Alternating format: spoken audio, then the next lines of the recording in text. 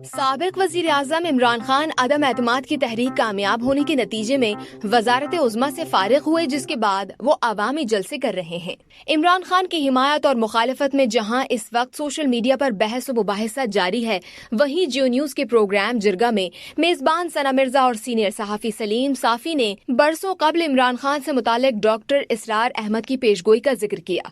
Programme के मुताबिक मारूफ scholar doctor इसरार अहमद ने इमरान खान से मुतालिक बरसों पहले अपने एक बयान में कहा था कि गोल्ड स्मिथ ने इमरान खान का शिकार कर लिया है। इमरान खान एक उभरती हुई शय था, उम्मीदें वाबस्ता थीं। डॉक्टर इसरार ने अपनी गुफ्तगू में इमरान खान को गोल्डस्मिथ की जानिब से पहली सलामी का भी जिक्र किया था कि उन्होंने कहा कि इमरान खान को अब गोल्डस्मिथ की जानिब से 5 करोड़ पाउंड तो पहले सलामी दी जाएगी। ये किस वजह से दी जा रही है?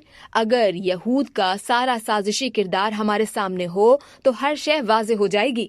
इसरार अहमद ने अपने बयान में इमरान खान को यहूद की साजिश का शिकार होने पर भी जोर दिया था। मजीद मालूमात के लिए सब्सक्राइब कीजिए हमारा YouTube चैनल।